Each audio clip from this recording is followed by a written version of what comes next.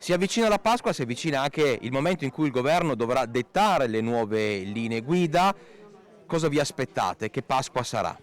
Gli altri non so cosa si aspettino. Io dico francamente me ne infischio della politica.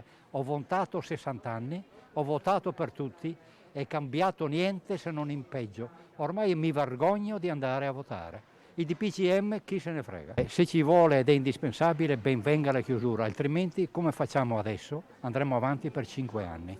Da quello che ho capito mi sembra che sarà così come l'anno scorso, però noi sempre speriamo, che lo sa. Come sarà la prossima Pasqua, signora? Come al solito, come Natale penso. Sarà una Pasqua difficile perché siamo tutti stanchi. Una Pasqua orribile. Io sono sicura e sono positiva, sono sicura che ne usciremo e la prossima Pasqua dovrebbe essere quantomeno più serena. Questo è un augurio per tutti e per tutto quello che verrà. Si avvicina la Pasqua, si avvicina anche il momento in cui il governo dovrà dettare le prossime linee guida, insomma, cosa vi aspettate? Come sarà la prossima Pasqua? Penso che rimarremo tutti così a casa, penso che sarà un po' come l'anno scorso, non credo che cambierà molto la situazione.